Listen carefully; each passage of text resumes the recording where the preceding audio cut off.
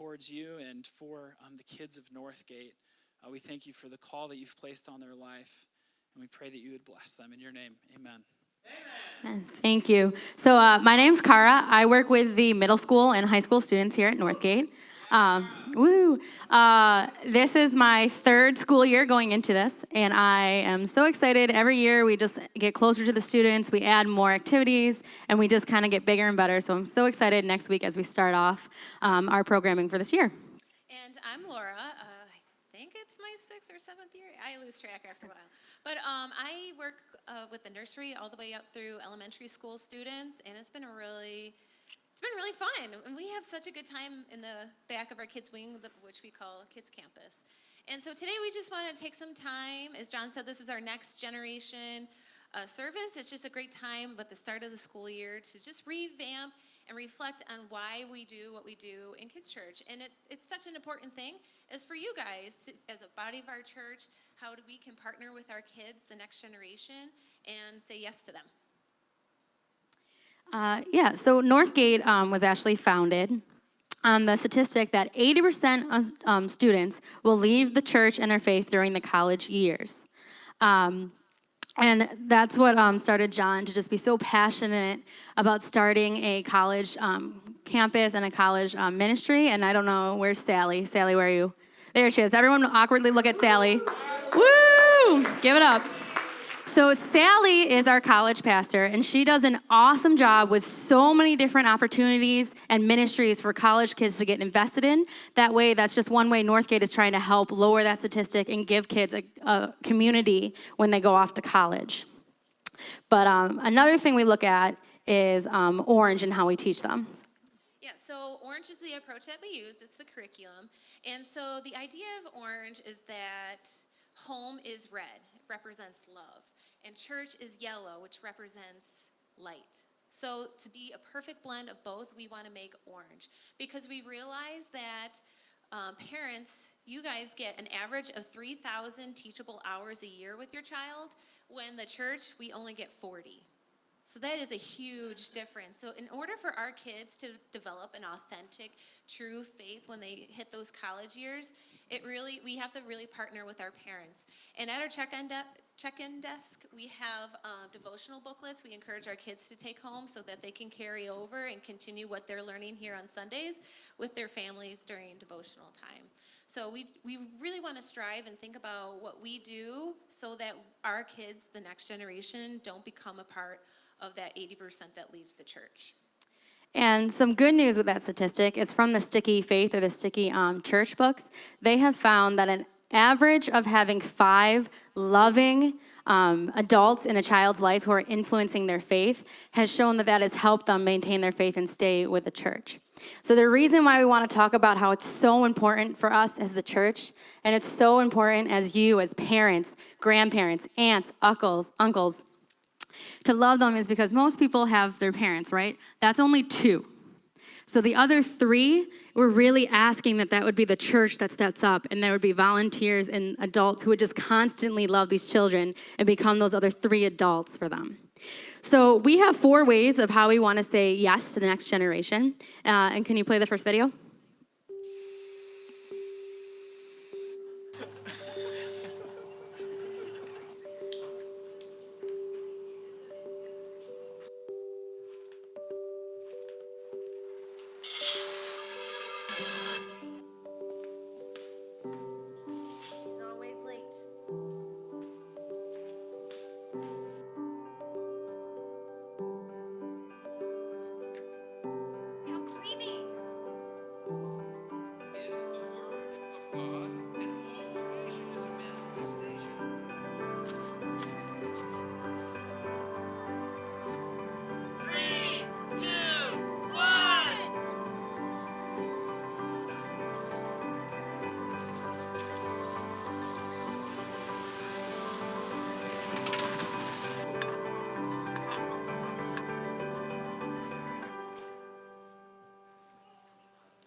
So there's 3 things that we strive for our kids to know in our children's ministry. And number 1 is that we are messy. Number 2 is that we are loved. And number 3, we are called. So number 1, I want our kids to understand that the church is made of messy people We've made mistakes. Romans 3:23, we've all fallen short of the glory of God. So I don't want our kids to feel that they have to keep this squeaky clean appearance, act like they have their act together to be a part of the church body, because that's not healthy. In order for us to work through the messiness, we need to learn that God redeems and that they're loved no matter what happens. So as we teach our students, the Bible is just full of messy people. Jacob was a cheater, Moses murdered, David was an adulterer, Peter denied Jesus 3 times. The list goes on and on and on. But God used them to do extraordinary things, and our messiness is redeemed, and we can use that to glorify God. And for the middle school, high school years, I like to say it's saying yes to messy, but it's also saying yes to the chaos. And, their bodies start changing. There's hormones. BO becomes a real thing. There's like a lack of thinking through actions. And just a quick story to kind of just demonstrate this perfectly is on Sunday mornings, we do middle school. We go down in the basement, which is down these stairs. And one Sunday, I had a student decide that walking down the stairs wasn't the coolest way he wanted to make his entrance. So he decided to jump from the stairs to the refrigerator, to the couch, to the floor, and ended with like a karate move. To which I just looked at him and was like, okay. And I had a choice. I could have yelled at him and said, hey, you could have hurt yourself or broke something. But instead, I just walked up to him real cool, nice, and was like, that was super cool. However, I never want to see it again. And then came alongside him and kind of explained and helped him think through how that probably wouldn't be a good idea. And another thing, like what Laura said, we're just teaching our students, and what I love, and a better example is just David, right? So he gets himself in a messy situation, he commits adultery, and he tries to make it better by keep hiding it, and it just gets worse. He commits murder, and he finally repents. God heals it, and he goes on to be called a man after God's own heart. So with our students, no matter what situation they're in now or when they grow older, if they get themselves into a situation, we constantly want to remind them that God always redeems. God can always use you, and he can heal you and all of that. So that's something we're continuously trying to teach them. And just to give you a story of how this really looks like, I have been a small group leader since I was 15. I'm 25 now, so that's 10 years. And my first small group I ever had, I started with 6th grade girls, and I was able to be their small group leader all the way until they graduated. So we went to a camp. This was when they were in high school. We went to a camp, and we were just in free time, and a couple of the girls ran up to me and said, hey, so-and-so really needs to talk to you. And I was like, sure, whatever. So I went up, and even just walking up to her, I could tell from her body language that she did not want to say whatever she was going to say. She could barely look me in the eyes, and she was crying, and I could tell that she was so scared to tell me because she maybe thought that I was going to be angry with her or I'd be disappointed in her. So she tells me what's going on in her life, and at the end, I just gave her a hug, and I said, I love you. Jesus loves you. Here's my advice for that situation, and I'm going to try to walk with you through this and see how it turns out. So later on that night, it's we're in the dorms. It's maybe 1 o'clock in the morning. We're just hanging out, playing games. And she says in front of the whole group, hey, Cara, you're like our God on earth. And I was like, okay, that's weird. Whoa, whoa, whoa. But she's like, no, let me explain. You love us in a way that I only imagined Jesus could love me. And so for us as a church, it is so incredibly important to show that unconditional love, because not everybody understands that. Not everybody has that. So when we can come alongside someone and we can tell them that I see you and I love you the way you are, it is the greatest gift to be a living example of that love. And honestly, I think it was that moment in my life where I said, this is it. This is what I want to do for the rest of my life. I want to be in youth ministry. I want to be showing kids that they are loved, they are chosen, they are sons and daughters of God. And that is their identity. So thank you. We do have a really great time, and these kids are just so amazing. So I'm very blessed to be in the position that I am, to hang out with them every week. Go ahead. No, we embrace the messiness, because once they realize that they are messy, that's how authentic faith is developed. And the lessons that we teach them on a Sunday, they learn how to apply those directly to their lives. Each month we have a new theme, and this month is trust. So last week I wanted the kids to know we can trust God no matter what. So I did a little activity with them. I had them write down, you can trust God even when ... And I asked them, write something down that made you scared or something that was really difficult. And the examples they came up with were so great that made that connection. A lot of them wrote, I can trust God even when I get last. I can trust God even when I make a bad choice and pull the fire alarm at the mall. And I can trust God even when I'm lost and I'm scared and I'm in the store and I don't know what to do. So those kids are making those connections by addressing the messiness. We'll go on to the next one.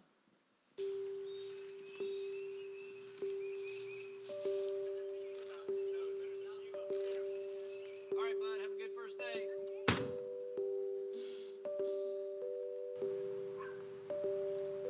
Far is it to the top? Probably 3/4 of a mile up.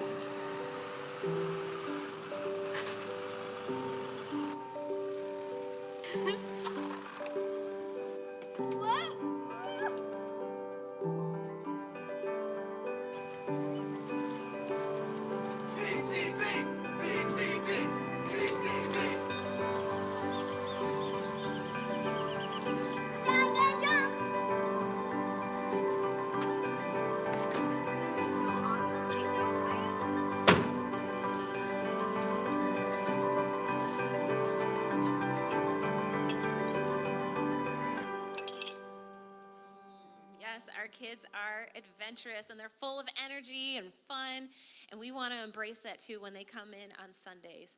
So if you were to walk through our kids' wing right now, they will be moving around, they'll be playing, they will be yelling.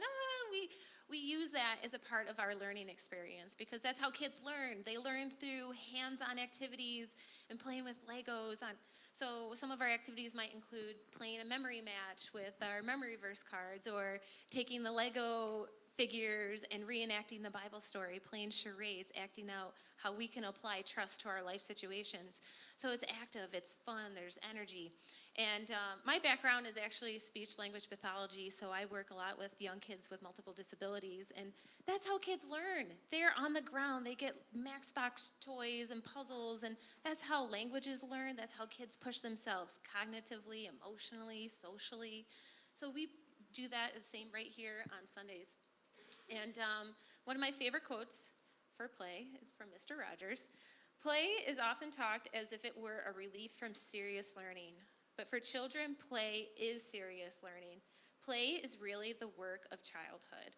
So teaching, we can teach to our students by having them sit quietly as we talk to them, and they have to listen back. But then it becomes a passive process. And learning doesn't happen if it's passive. So you want to keep the energy up because they are excited to learn about what God has in store for them. Yeah, and at the youth level, we have games that we play every week. We go to camps. If you know me, I push camp. I think that camp's the most amazing thing we do all year, and that your kids have to come. We do game nights, events, random dance parties. We do all these things to have fun with the students. And sometimes, if I'm going to be honest, sometimes youth groups kind of get a bad rep because we focus a lot on fun. But fun is our strategic method to get to know and make connections with the students. One of my favorite things that I learned from Orange is a quote that they say that fun over time gives a kid connections. And we work incredibly hard to make connections with these students, to let them know that, yes, I want to teach them about Jesus, and yes, I want to teach them about the Bible, but I care about what's going on in school. I care if they make the team, if they're getting good grades, what's going on in their love lives. I care about all of that. And if we're going to be honest, students learn better when they know that they can trust and love you. And if they don't know that we are for them and that we're in their corner and that we love them, we're just another adult in their life telling them rules, telling them what to do, and they won't see it as a learning opportunity. But when they know, like, wow, my small group leader or Chris or Jess really loves me and I can trust them, when they tell me, like, hey, this is not a good idea, I can trust that. So we work incredibly hard to do that. And For the adventure part, and I'll even tell my students this, one of the things that I love about God, but also dislike all at the same time, is that he is constantly calling us out of our little safety boxes. And for my personality, I am very shy, I'm awkward, so I build my box, and that's all I ever want to be. I never want to be taken out of it. And I'll hear God come along and be like, hey, Cara, I want you to come do this.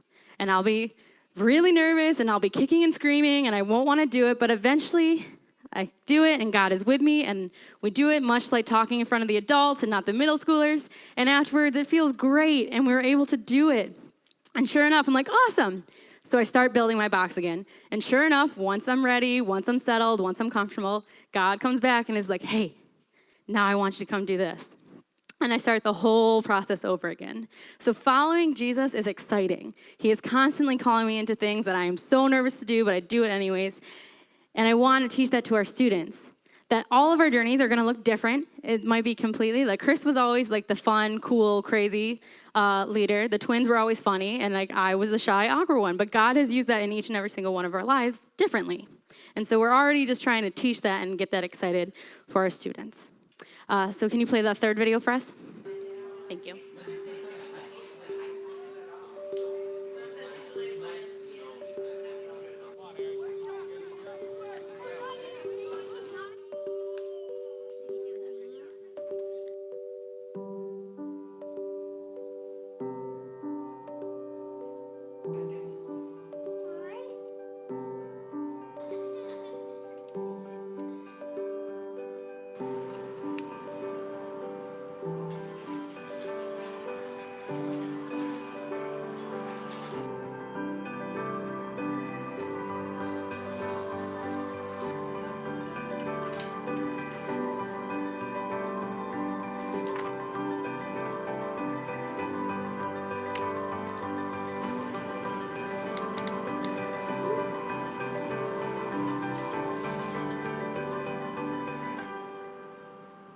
So our third one is we say yes to questions.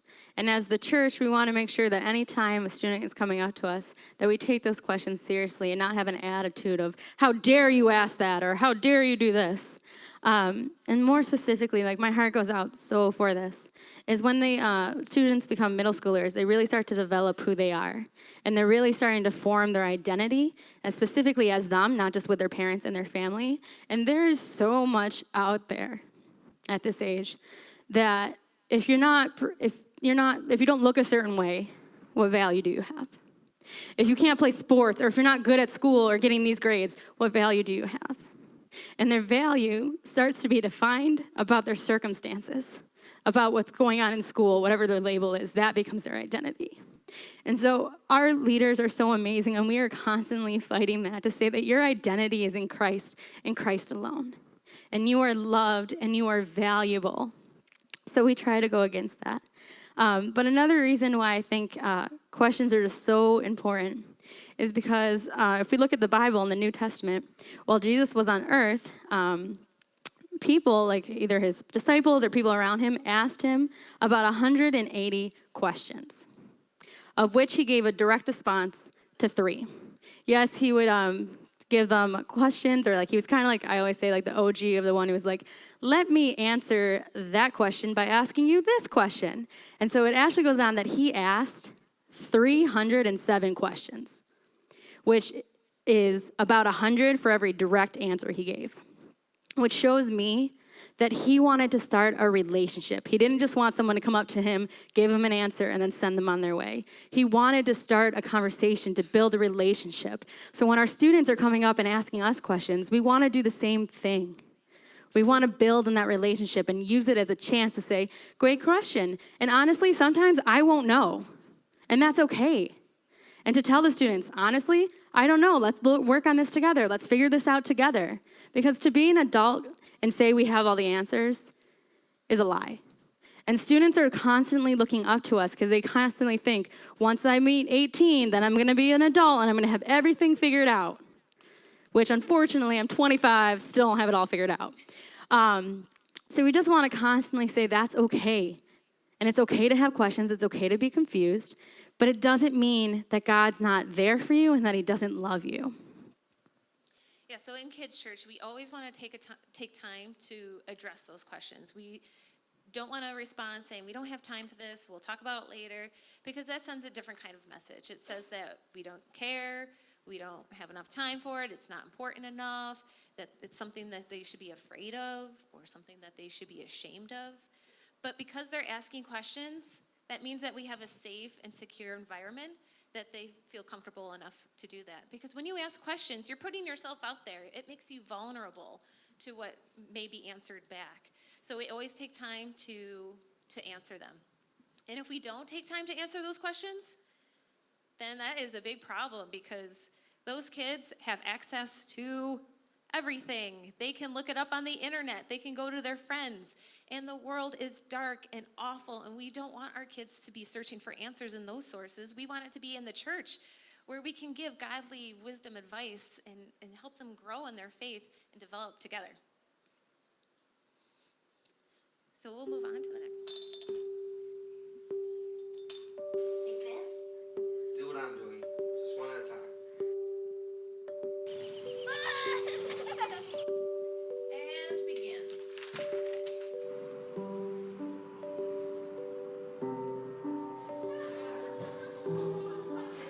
Find this helmet on?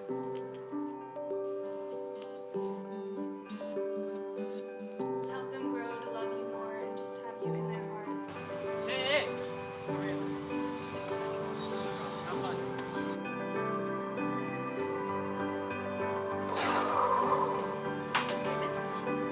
Yeah, I see 4 in this one.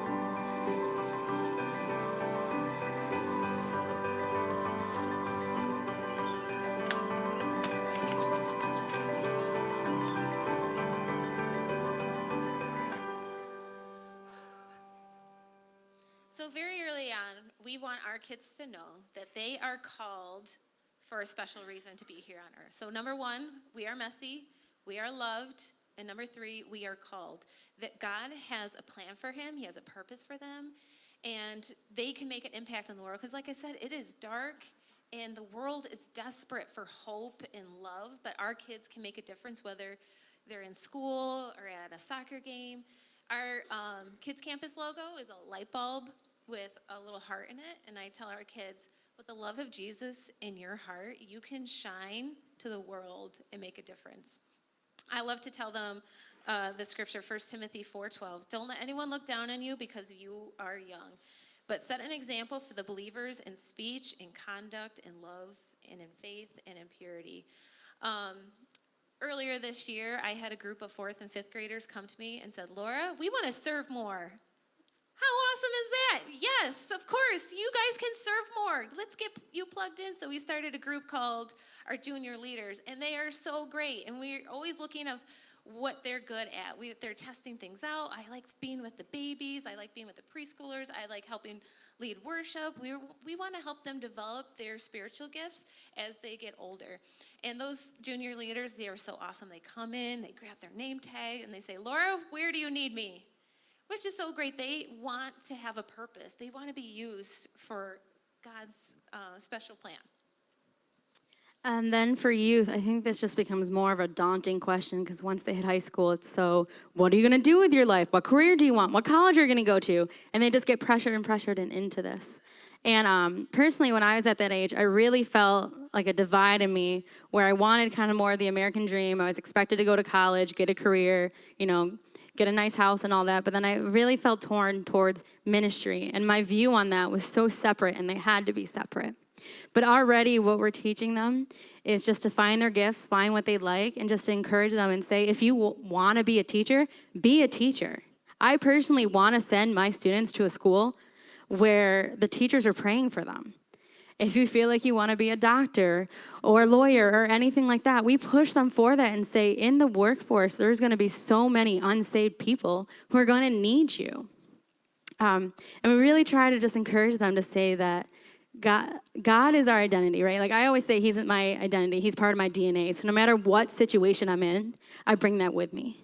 And then we just want that for our students, that whether it's going right into the workforce or going to college or doing internships, anything like that, that they can pursue what they love and what they think they're good at and still use that as ministry. They don't have to be separate.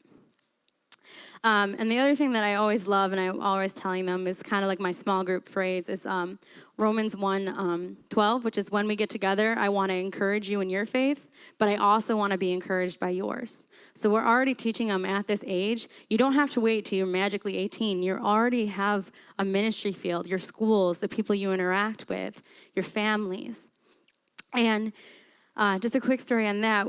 This year at camp, we had a middle school group of girls, and one of them, has always told us she wanted to believe in God, she wanted to, but there was just some kind of like barrier where her mind just couldn't understand it.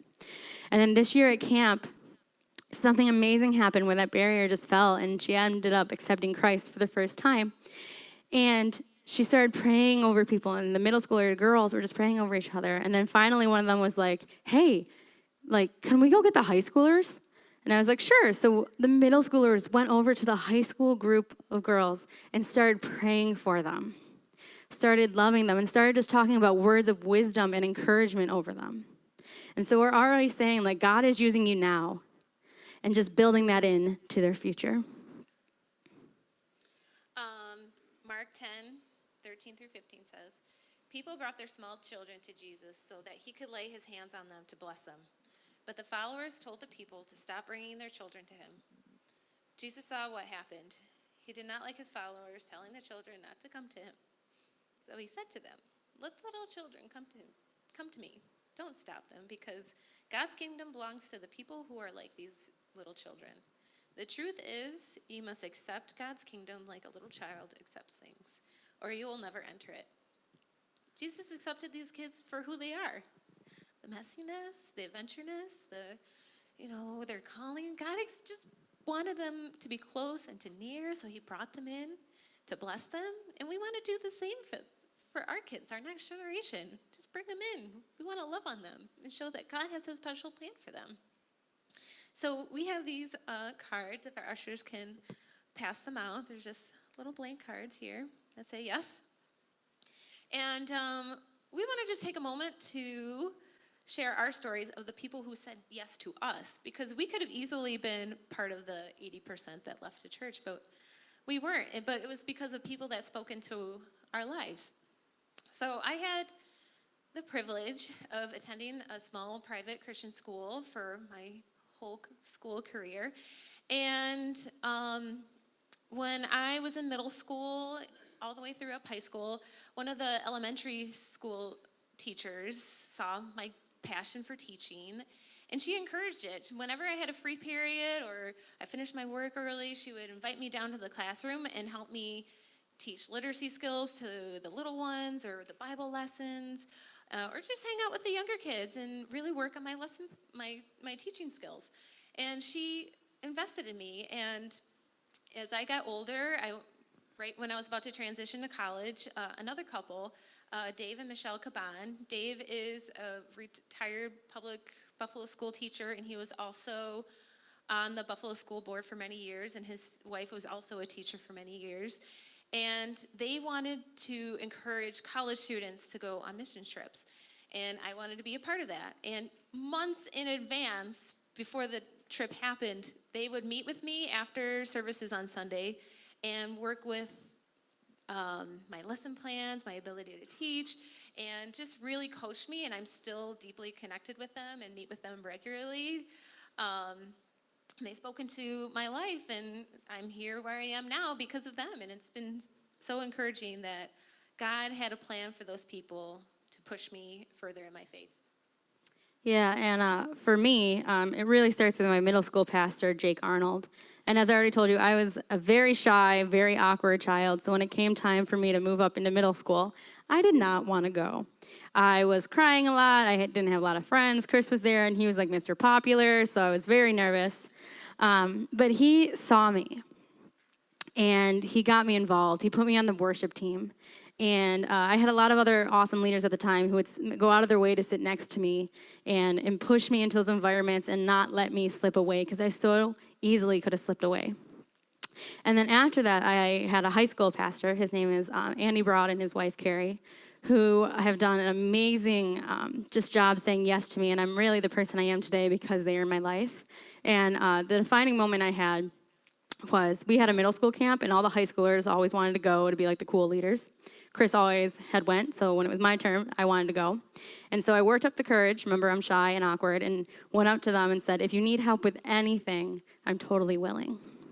And his wife, Garey, just looked at me and said, this year we can only take one high school girl and one high school boy, but we want to take you.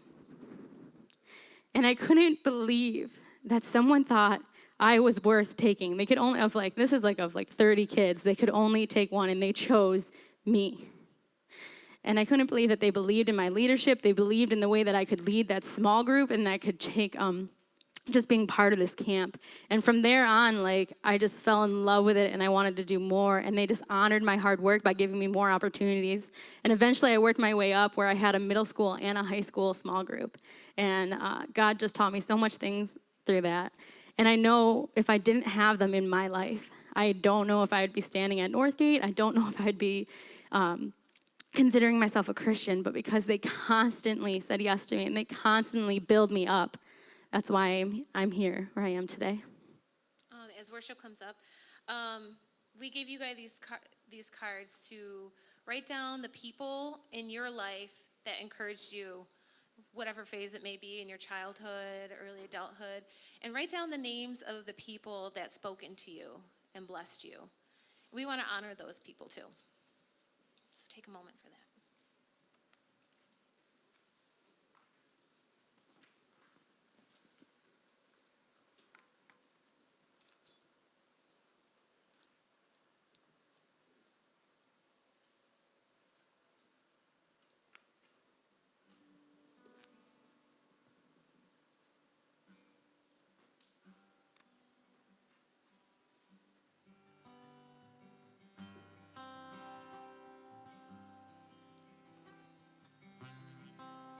And once you fill out your card, if you can hold it up in the air.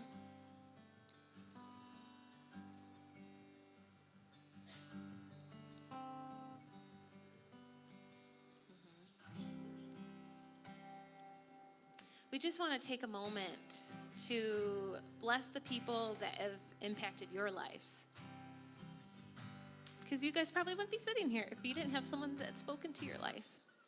And we want to do the same for the next generation.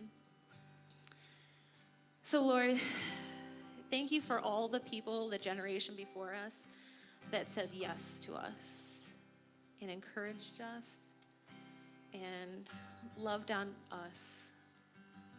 Lord, no matter how messy we were or all the problems that we faced, that the people, the names on these cards, Lord, were there for us. You put them there because it was part of your perfect plan, Lord. Thank you, God, for being there for us no matter what.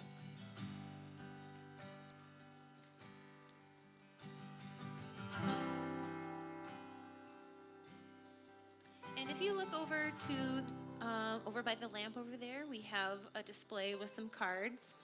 If you feel called to say yes to the next generation for our kids here at NorthGate, we have cards that you can fill out. We've got roles that you guys can help us with, whether it's organizing our class materials during the week or putting up decorations.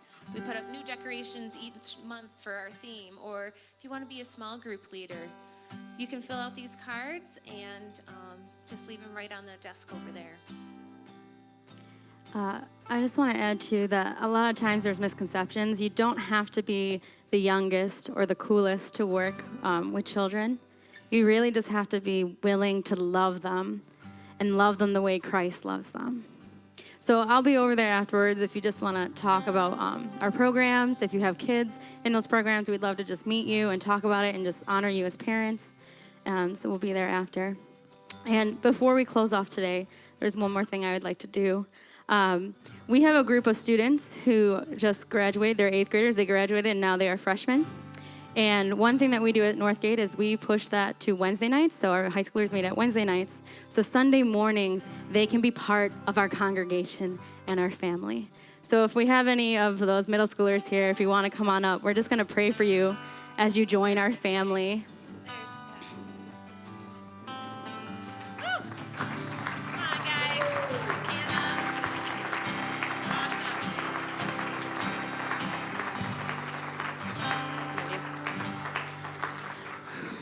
So here's our freshmen. I've truly enjoyed getting to know all of you over the last 3 years. And I'm so excited for everything that God is going to do in your future as you are now high schoolers. So if you would just join with me and pray over them. So dear Heavenly Father, I thank you so much for each and every single one of them and the talents and the passions that you've given them. And Lord, on Sunday mornings as they join our congregation, I pray that that would just be a great transition and that they would just feel right at home and part of our family. And as they're in high school, Lord, I pray that you would just continue to grow in their faith and to be deepened by how much you love them and how much you have plans for them, Lord. And I pray that as they decide what the next step is, that they would keep you in mind and that they would not fall away from you, but stay close to you. And we love you so much, Lord, and we just pray a blessing over them today. Amen.